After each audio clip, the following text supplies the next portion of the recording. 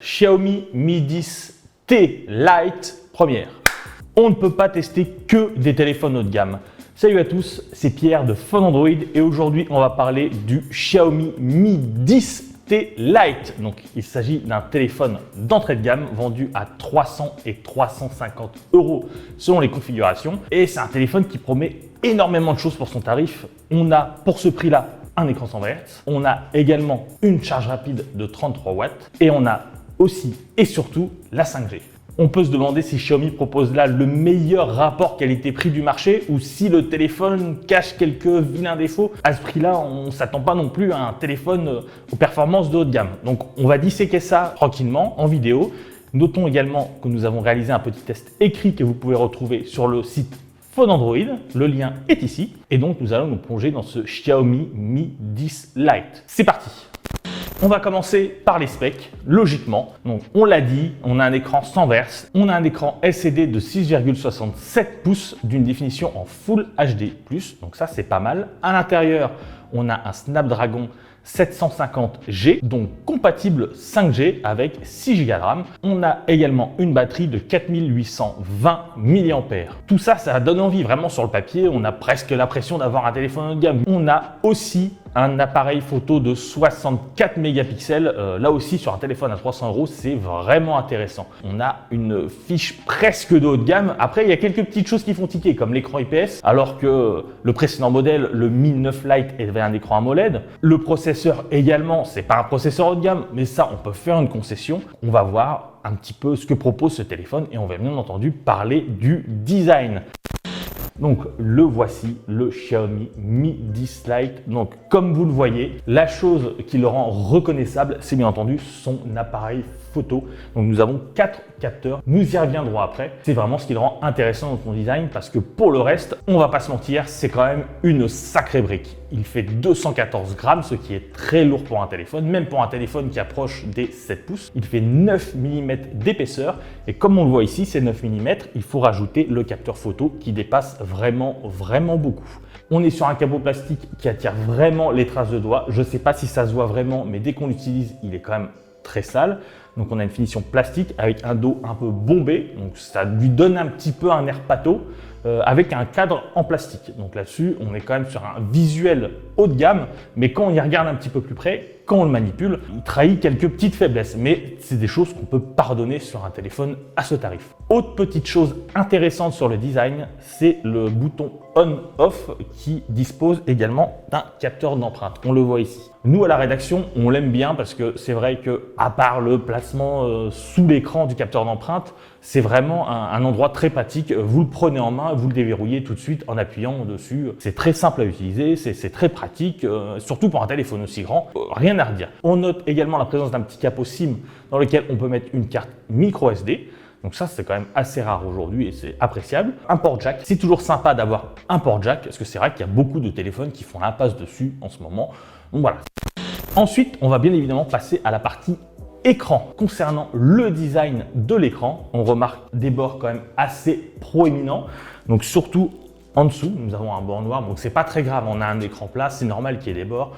On a un ratio écran façade qui est quand même de 84%, ce qui est vraiment pas mauvais. Donc là-dessus, ça va. La première chose qu'on remarque à l'œil nu lorsqu'on regarde l'écran, il a un petit côté un peu fade. C'est vrai qu'on est habitué aux écrans AMOLED. Revenir à l'IPS, ça fait un peu bizarre. Forcément, la technologie IPS est moins bonne que la technologie AMOLED, surtout au niveau du contraste en face d'un téléphone avec un écran AMOLED qui n'est pas forcément plus cher. Il y a d'autres téléphones qui sont à peu près dans la même gamme de prix qui proposent un écran AMOLED, comme le Pixel 4a ou le Mi 9 Lite, comme on l'a dit. Quand on le met face à ces téléphones, c'est vrai que ça fait un petit peu bizarre. Mais après, c'est peut-être un sacrifice de Xiaomi pour nous offrir un taux de rafraîchissement à 120 Hz. C'est pas le premier téléphone à ce tarif-là à nous offrir un taux de rafraîchissement aussi élevé. Nous avons le Poco X3 qui fait pareil, mais c'est vrai que c'est assez appréciable. Quand on a goûté aux 120 Hz, c'est difficile de revenir aux 60 Hz. On a analysé l'écran avec une sonde, on a un respect des couleurs qui est très moyen, les rouges tirent sur l'orange, on a également une luminosité qui laisse un petit peu à désirer, mais ça va, c'est pas catastrophique non plus. Par contre, la température de l'écran elle est à 7600 K, donc c'est beaucoup plus élevé que les 6500 de la norme vidéo.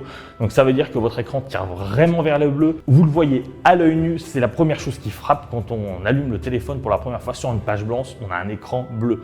Après, ça peut se régler un petit peu dans les options. mais ça reste assez limité. On peut sauver les meubles, mais voilà, on a un écran qui n'est pas catastrophique, mais qui n'est pas bon non plus, qui est très moyen. Sur un téléphone comme ça, on peut s'y attendre, mais on aurait quand même préféré une dalle AMOLED 60 Hz plutôt qu'une dalle IPS 120 Hz. Concernant le son, le tableau n'est pas bien brillant non plus. On a deux haut-parleurs, un haut-parleur qui est sur la tranche inférieure et un haut-parleur qui se situe au-dessus de l'écran, qui est presque invisible. Le problème, c'est que les deux haut-parleurs n'ont pas la même puissance, donc on a vraiment un son déséquilibré. Plus que ça, quand on regarde une vidéo, on se rend compte qu'on a un son nasillard, les voix sont désagréables, et à haut volume, le téléphone vibre. On a vraiment un effet de boîte prononcé, donc c'est pas vraiment agréable de regarder une vidéo là-dessus. En plus, quand on regarde une vidéo, on met son téléphone comme ça, on appuie la main sur le haut-parleur et là, le son est complètement étouffé. Le deuxième haut-parleur ne venant pas sauver les meubles. On va bien entendu parler du nouveau processeur Qualcomm Snapdragon 750G. Donc c'est un processeur milieu de gamme, mais c'est un processeur qui a le mérite d'apporter la 5G sur des produits qui ne sont pas très chers. Après notre petite séance de benchmark, on s'est rendu compte que le téléphone était relativement puissant pour sa gamme. Donc on n'est pas non plus au niveau du Snapdragon 865, là-dessus on se met d'accord. Mais on a quand même un téléphone qui est plus puissant que le Pixel 4a, qui a un processeur qui est un petit peu en dessous. On est en face d'un téléphone qui fait le boulot. En jeu, ça se ressent également. Par exemple, on a lancé Asphalt 9 avec les graphismes en moyen. Le jeu tourne à 30 fps. Il n'y a pas de souci. On a testé pareil avec PUBG. Le jeu tourne à 40 fps. Donc si vous voulez un petit téléphone pas cher pour jouer, ça peut suffire. Après, en jeu, on a aussi une bonne dissipation de la chaleur. Donc ça, c'est dû à la coque en plastique. Rien à signaler là-dessus. C'est du beau boulot de la part de Xiaomi.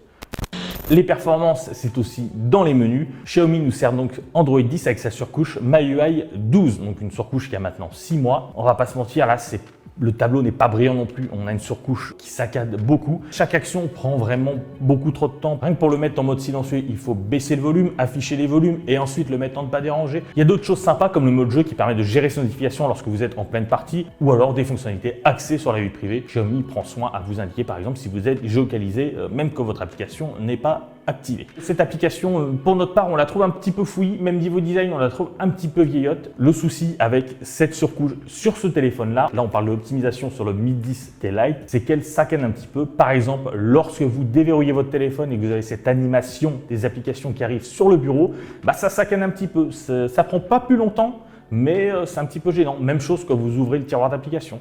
L'application Thème qui permet de changer drastiquement votre téléphone sur le fond d'écran ou les icônes, qui est une application Xiaomi, est blindée de pubs. Donc c'est pas très sérieux quand même. Ça le rend pas inutilisable, mais c'est un petit peu pénible à la longue. On espère que Xiaomi déploiera un correctif très rapidement et on pense que ce sera le cas. Après, si vous êtes fan de la surcouche Xiaomi, vous y trouverez votre compte. Surtout que c'est la dernière en date qui est installée sur ce téléphone. L'un des gros arguments de ce téléphone, c'est aussi son capteur photo de 64 mégapixels. On a 4 capteurs dans ce module. On a un capteur de 64 mégapixels. Donc là-dessus, c'est vraiment intéressant, surtout pour un téléphone de cette gamme. On a également un capteur grand angle de 8 mégapixels, un capteur macro de 2 mégapixels et un capteur de profondeur aussi de 2 mégapixels. Alors dans les faits, ça donne quoi? Vous pouvez voir les photos sur notre test. Le capteur de 64 mégapixels en plein jour, il est vraiment bon, il fait des photos correctes. On n'est pas non plus au niveau d'un P40 ou d'un S20, on va pas se mentir.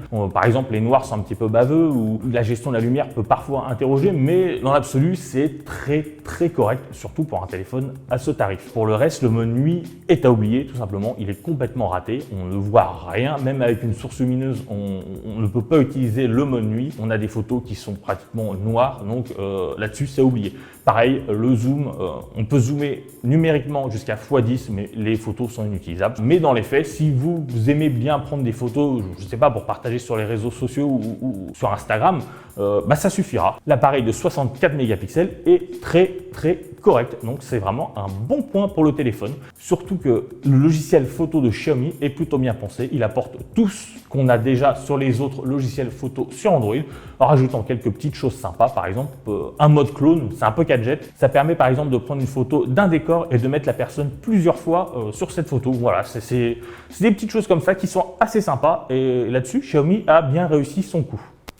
Et on va terminer enfin avec la partie la plus intéressante de ce smartphone. Le gros point fort, c'est l'autonomie. Donc là-dessus, on a fait des tests avec l'écran 120 Hz activé toute la journée en l'utilisant de manière totalement normale comme on pourrait l'utiliser dans la vie de tous les jours. Et on s'est rendu compte qu'à la fin de la journée, notre téléphone avait encore plus de 50% de batterie. Avec l'écran 120 Hz, avec l'écran 60 Hz, on a encore plus de batterie à la fin de la journée. Donc ça veut dire qu'on peut l'utiliser 2 jours, voire 3 si vous l'utilisez vraiment pas beaucoup. C'est vrai que c'est assez rare sur le marché aujourd'hui d'avoir un téléphone avec une si bonne autonomie. Donc Xiaomi a mis une batterie de presque 5000 mAh dedans, avec un écran IPS qui est moins gourmand qu'un écran AMOLED. Ça se ressent dans l'utilisation, c'est agréable. Si l'autonomie est votre premier critère d'achat, il faut le garder à l'œil. Surtout qu'il a une recharge rapide de 33 watts. Ça veut dire que vous pouvez recharger votre téléphone de 0 à 100% en un tout petit peu plus d'une heure. Sachant que la recharge rapide, c'est quelque chose qu'on a plus l'habitude de voir sur les téléphones haut de gamme. Là, elle est présente, c'est assez appréciable.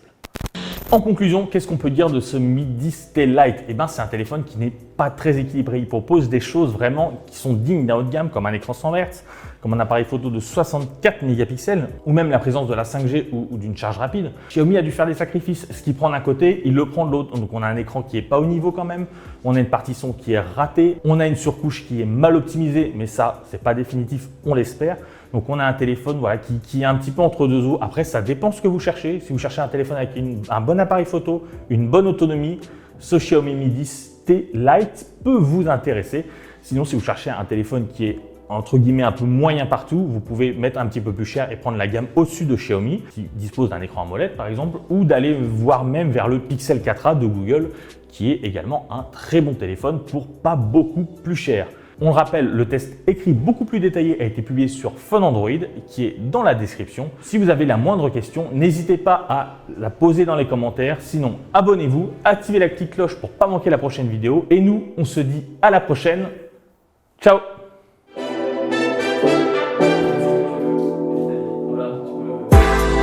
Déjà, vous voulez refaire quelques petites choses? Ouais, je vous laisse le téléphone, c'est bon. Je m'en vais pas avec. Parce que